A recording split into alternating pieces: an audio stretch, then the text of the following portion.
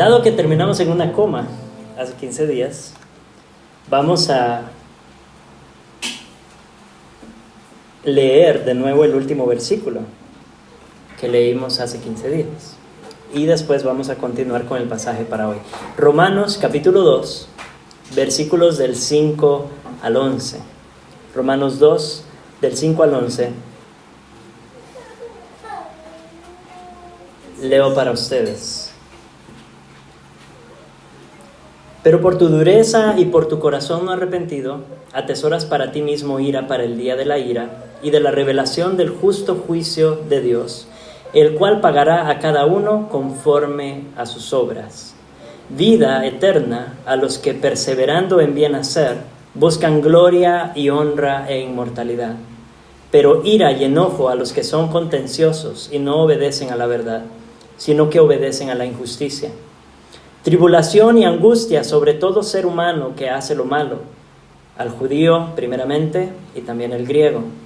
Pero gloria y honra y paz a todo el que hace lo bueno, al judío primeramente y también al griego, porque no hay acepción de personas para con Dios. Oremos.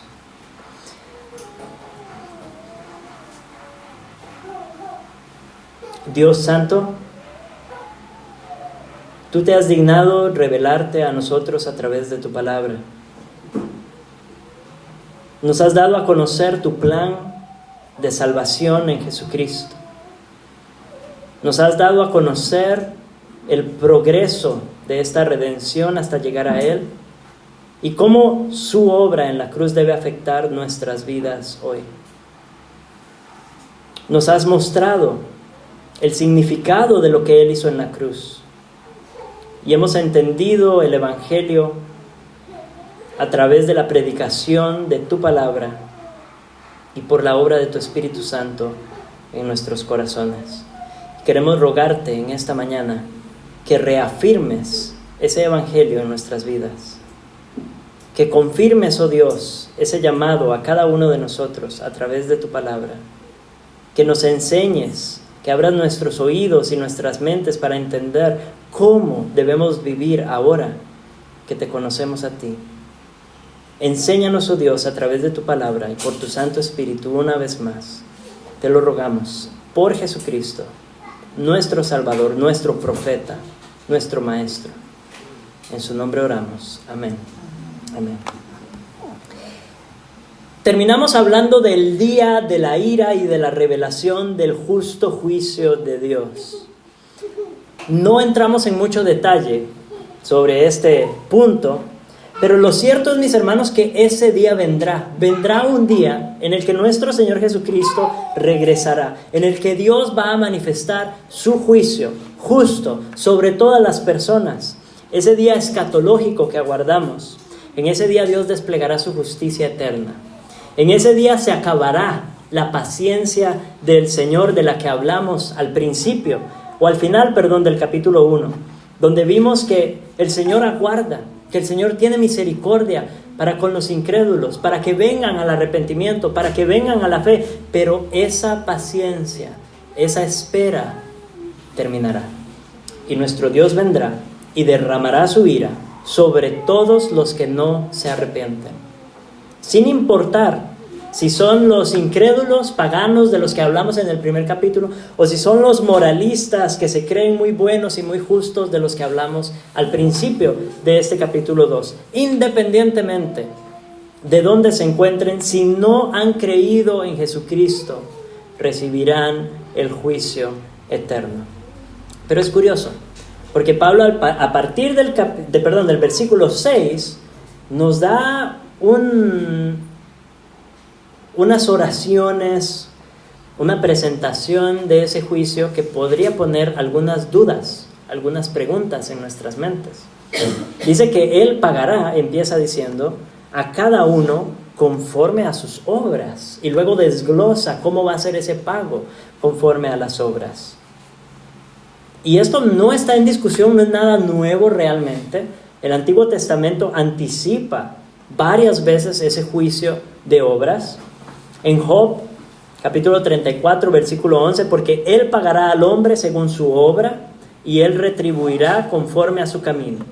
El Salmo 62:12, y tuya, oh Señor, es la misericordia, porque tú pagas a cada uno conforme a su obra.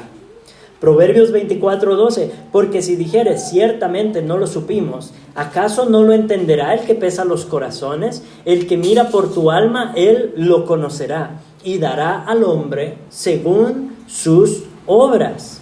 Jeremías 17:10, yo Jehová, que escudriño la mente, que pruebo el corazón, para dar a cada uno según su camino, según el fruto de sus obras.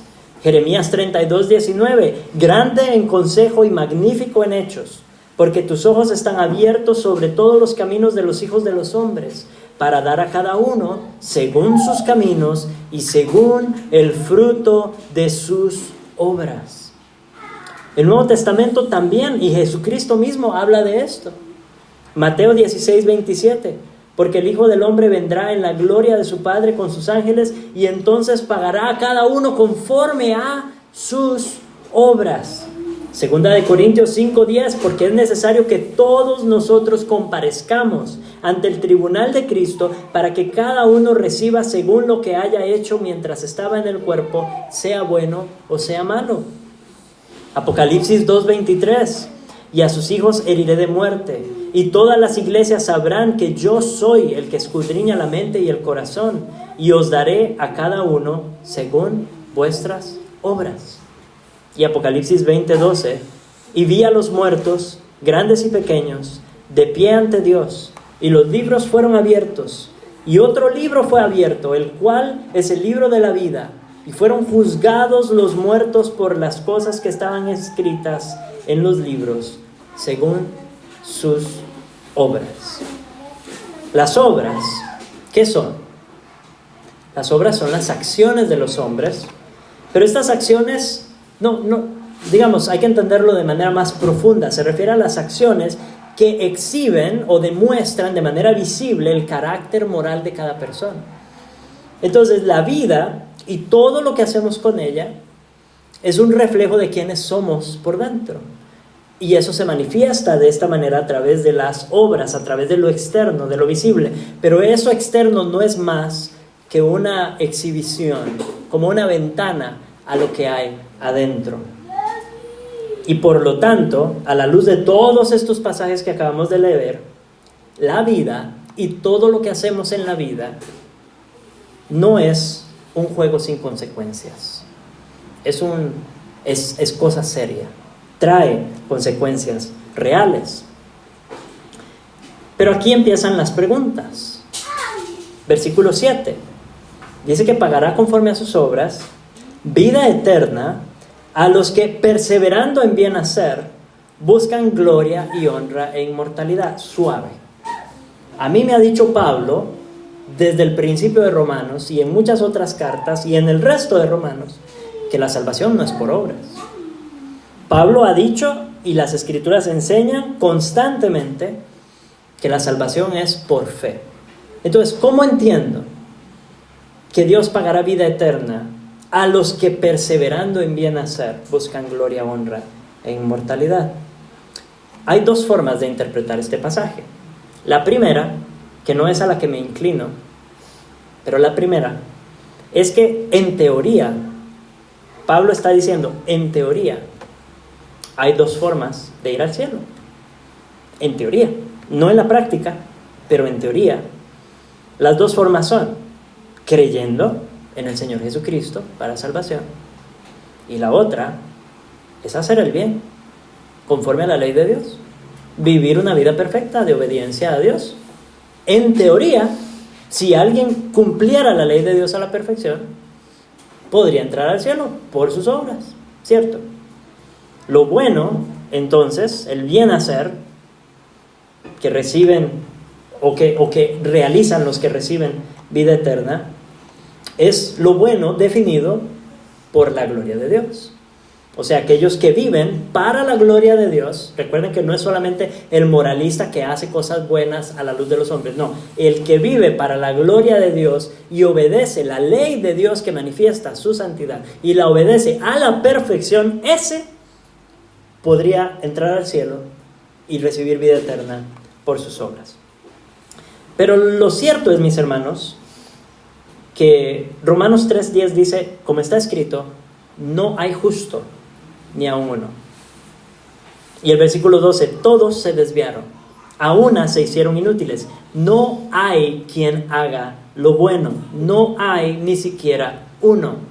Este es el diagnóstico de Dios de la humanidad. Nadie se puede salvar por hacer lo bueno. La segunda interpretación es a la que yo me inclino. Se está refiriendo a los que han creído en Cristo. ¿Por qué? Porque los regenerados perseveran en hacer el bien. Está describiendo el fruto externo de la tendencia de vida de aquellos que han creído en Jesucristo. Por el poder del Espíritu Santo en ellos buscan gloria y honra e inmortalidad.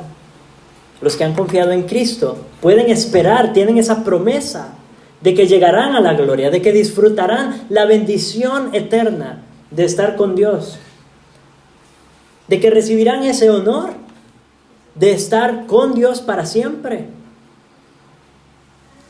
y que no verán corrupción, que disfrutarán de inmortalidad para siempre. Pero esa realidad, eso que esperan, eso que buscan, solo lo pueden buscar los que han creído en Cristo Jesús. ¿Y de qué manera lo buscan? ¿Cómo entendemos ese buscar? Bueno, se debe entender a la luz de lo que dice después, que perseveran en el bien hacer.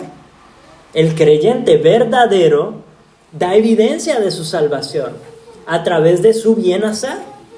Esa es la realidad, esa es la descripción de los cristianos. No es el que simplemente dice que es cristiano, sino que vive de manera que demuestra su fe, porque la fe sin obras es muerta. No hay contradicción, no hay antítesis entre la fe y las obras. No debemos entender eso. No son dos cosas opuestas. Como medios para salvarse lo son. Pero si yo tengo fe y soy salvo por la fe sola, lo cierto es que no soy salvo por una fe que está sola. Esa fe produce un fruto. Inevitablemente es parte de la definición de esa fe.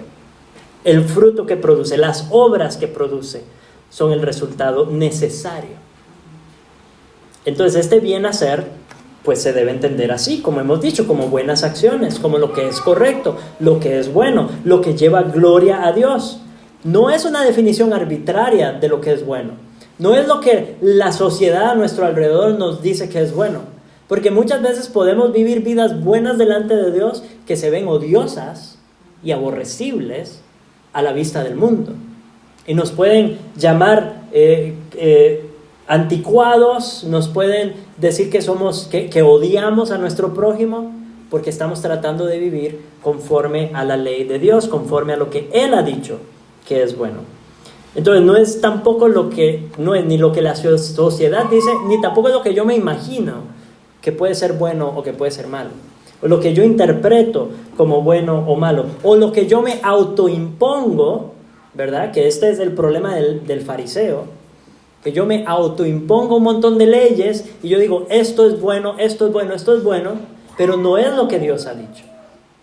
Entonces, el bien hacer es lo que Dios ha dicho que es bien hacer.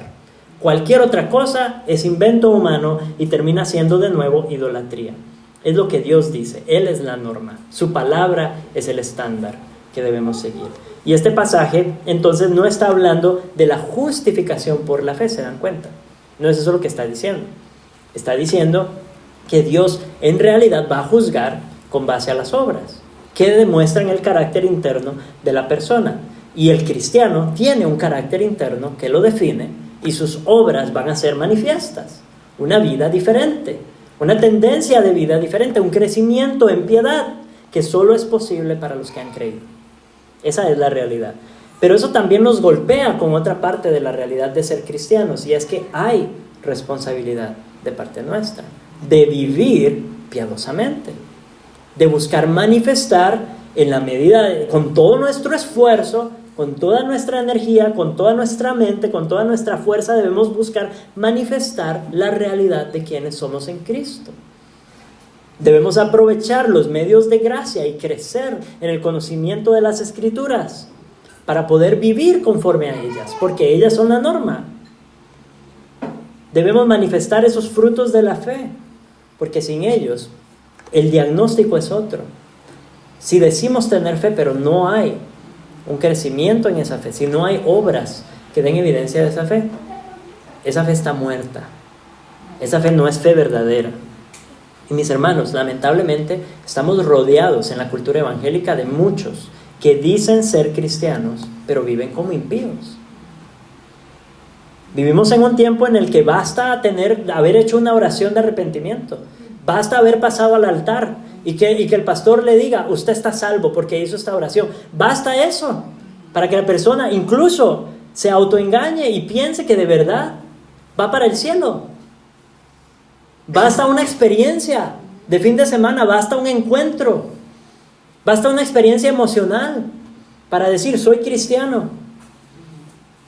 Basta haber crecido en la iglesia, ser hijo de cristianos y haber andado por los pasillos y estar en las bancas de la iglesia desde pequeño para decir que uno es cristiano. Estamos viviendo en una cultura donde eso basta, eso es suficiente. Pero la Biblia demanda mucho más y Dios en el juicio final va a demandar mucho más que simplemente haber dicho una oración, haber dicho que creí. No, hay una tendencia de vida que es evidencia de la salvación. De nuevo, no estamos hablando de salvación por obras.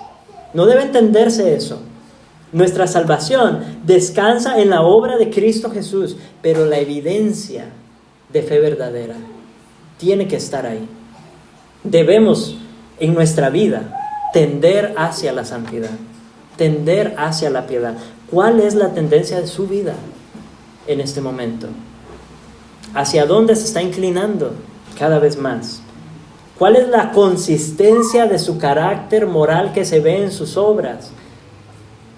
Y me gusta hablar de esto de la consistencia porque nosotros a veces sí pecamos y fallamos y hacemos cosas malas, pero si alguien nos ve en general, el cuadro general de quiénes somos, ¿se ve piedad como lo general?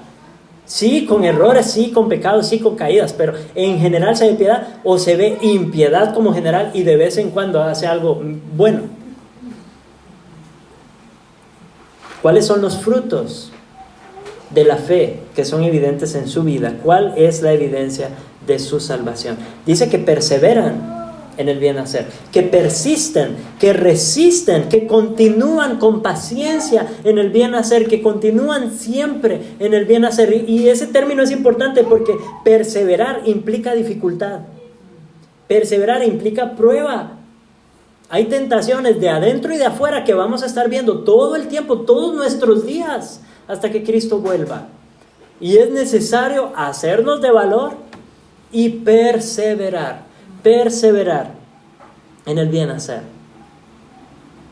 Si tienes una relación con Dios, si eres salvo por su gracia, entonces tu respuesta a esa relación debe ser fidelidad de pacto.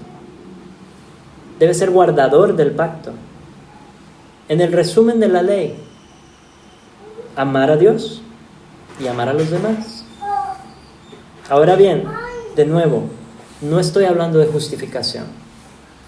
No piense que usted tiene su cielo ganado por sus obras. No es eso. Somos justificados por la fe. Pero la fe nunca está sola. Lleva un fruto. Y sí, ese fruto no es perfecto. No es perfecto. A veces no se madura bien. A veces se queda verde. A veces se pudre. No es un fruto perfecto. A veces echamos fruto inconsistente en nuestra vida. Pero por eso la certeza no descansa en la calidad de nuestro desempeño. Es muy importante tener esto claro. Pero debe haber un crecimiento en ese desempeño. Debe haber una tendencia hacia un avance en el caminar de la piedad y de la santidad. ¿Vives cada vez más como un cristiano o cada vez menos como un cristiano? Si has creído verdaderamente en Cristo, debes estar creciendo. Con todo, es la justicia perfecta de Cristo la que nos justifica. Con todo, esa es en última instancia la obra definitiva, la obra perfecta y la obediencia perfecta que nosotros recibimos por la fe. Y es por esa obediencia, es por la obra de Cristo, en última instancia, que recibimos vida eterna. El versículo 8 nos habla de la contraparte. Ira y enojo a los que son contenciosos y no obedecen a la verdad, sino que obedecen a la injusticia.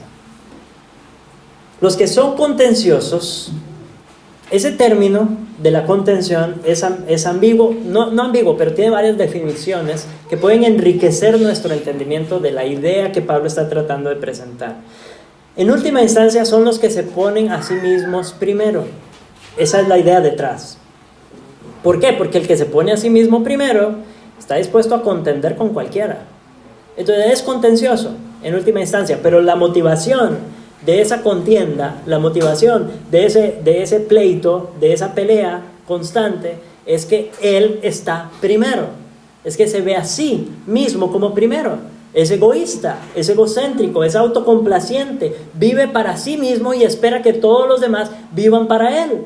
Y como todos los demás tienen la misma posición, todos están viviendo para sí mismos, es un choque constante de egos, un choque constante de ídolos.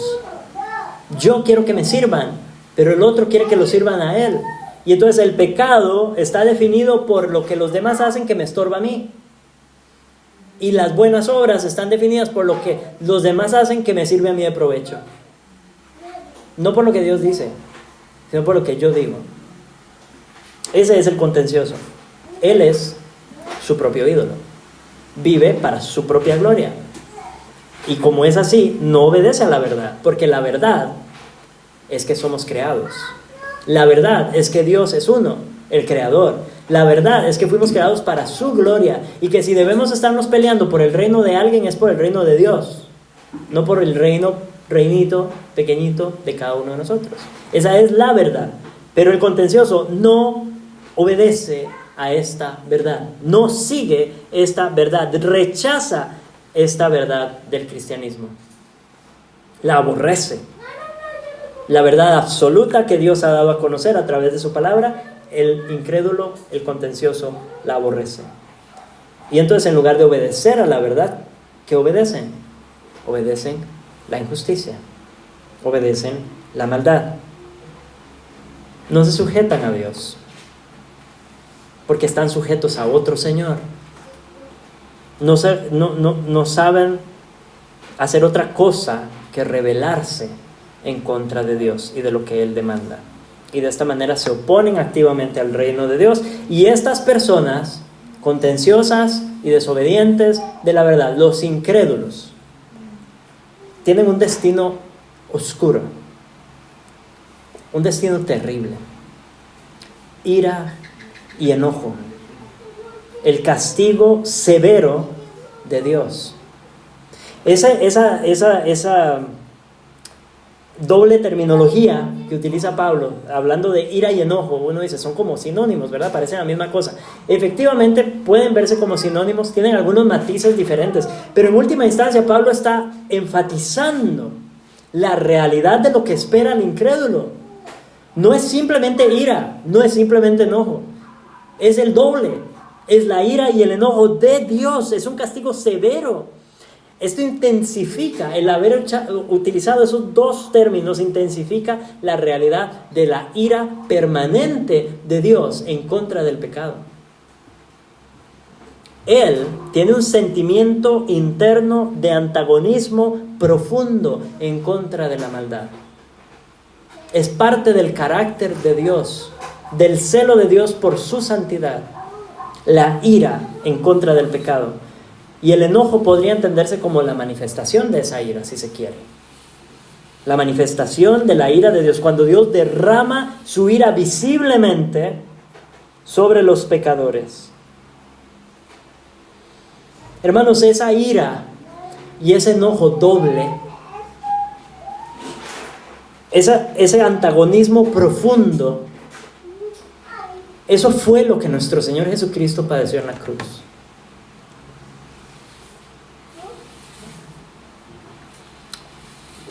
Esto nos lleva a pensar en dos direcciones. Por un lado, ver gloriosa la obra de Cristo por nosotros. Lo que Él sufrió, lo que Él padeció en su espíritu y en su cuerpo por nosotros. La ira y el enojo de Dios en contra del pecado. Pero por otro lado, debe despertarnos a la realidad de lo que les espera a los que no han creído. Eso que Cristo sufrió en la cruz es lo que les espera a los que no creen en Cristo. Recibirán ira y enojo, y no solo eso, el versículo 9 dice tribulación y angustia sobre todo ser humano que hace lo malo, el judío primeramente y también el griego.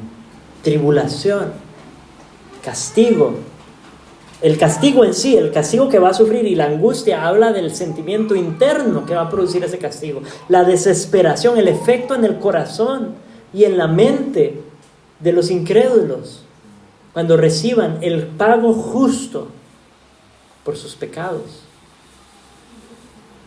Un dolor profundo, aplastante, desesperante, constante, eterno, es lo que van a experimentar. Cualquier situación angustiosa, ya hemos hablado de esto antes, ¿cierto? El incrédulo, cualquier situación angustiosa que sufre en este mundo es un anticipo de algo mucho peor y mucho más grave que va a experimentar en la eternidad. Y cualquier cosa buena que le pase, eso es lo mejor que va a disfrutar. Es lo mejor que le puede pasar. Para nosotros es al revés. Para nosotros todas las bendiciones, las cosas buenas que disfrutamos de este lado del cielo, son solo un anticipo de cosas mayores, más grandes y más gloriosas. Y cualquier padecimiento, cualquier sufrimiento antes de llegar a Cristo, eso es lo peor que nos puede suceder. Porque nuestra eternidad va a ser una de bendición, pero para ellos su eternidad va a ser una de maldición. Y cuando Pablo repite en ambos versículos al judío primeramente y también al griego, está diciendo que Dios no hace acepción de personas. No se trata de linajes, no se trata de si creció o no en la iglesia, no se trata de raza, no se trata de lengua, no se trata de posición social, nada de eso. El punto determinante es uno solo, para todos por igual. ¿Han creído en Cristo o no? No hay distinción para Dios. Y si no hay distinción para Dios, no debería haber distinción para nosotros tampoco. ¿Cómo vemos a nuestro prójimo? ¿Cómo vemos a las personas que tenemos a nuestro alrededor? Solo existen dos tipos de personas: el creyente y el incrédulo. Eso es todo. Solo existen dos grupos de personas en el mundo, y esta es la única distinción que tiene trascendencia en la eternidad: el que ha creído y el que no ha creído. Y así debemos entender a las personas a nuestro alrededor. El que ha creído hace lo bueno, y el que no ha creído hace lo malo. Y serán juzgados. Seremos juzgados todos con base en esa realidad. El destino de los pecadores no es un juego, es algo serio. Nos cuesta verlo porque no es una realidad material ahora para nosotros. Es una verdad espiritual que se ve con los ojos de la fe, se entiende a través de la fe. Entonces yo sé que es difícil identificarnos, que es difícil, pero debemos, hermanos, tener compasión por los incrédulos, sin importar dónde estén en cuanto a raza, en cuanto a lengua, si son amigos cercanos o no, si nos resultan agradables o nos caen mal, si son familiares cercanos a los que amamos, que con ellos a veces es más fácil decir, sí, yo quiero que esta persona que amo esté en la gloria conmigo. Pero ¿y qué de la persona que no amo? ¿Qué de la persona que me cuesta? ¿Qué del mendigo que veo en la calle, la persona que no determino? de aquel que solamente interactúo con él o ella una vez en el mercado y me cayó mal y ya, pero no me interesa porque no lo voy a volver a ver. ¿Cuál es nuestra actitud hacia nuestro prójimo? Hemos hablado de avanzar en nuestro cumplimiento de la ley de Dios, y la ley de Dios incluye el amor al prójimo. Y la mayor muestra de amor al prójimo que nosotros podemos hacer, la mejor obra que podemos realizar para con nuestro prójimo, quien quiera que sea, es predicarle el Evangelio. Pero a veces hacemos acepción de personas. Así que desde los más cercanos hasta los más distantes, prediquemos el Evangelio. ¿No nos gustaría que todos los que amamos disfruten de este mismo destino que a nosotros nos aguarda? Nuestro papá, nuestra mamá, nuestros hermanos, hermanas, primos, primas, sobrinos, sobrinas. ¿No nos encantaría verlos a todos con nosotros en gloria?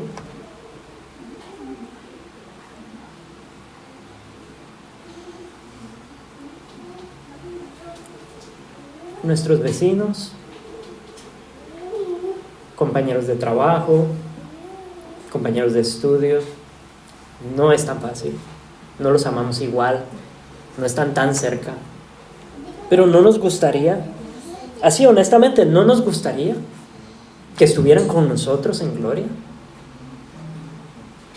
No nos gustaría que incluso nuestros enemigos, vean lo glorioso que sería, cuánta gloria llevaría al nombre de nuestro Salvador, que nuestros enemigos, que los que nos hacen daño, que los que son malos con nosotros, se conviertan a Cristo y terminen alabando su nombre en gloria. ¿Acaso no nos gustaría ver eso? ¿Qué estamos haciendo al respecto? ¿Estamos predicando sin hacer acepción de personas? Dios no hace acepción de personas al juzgar.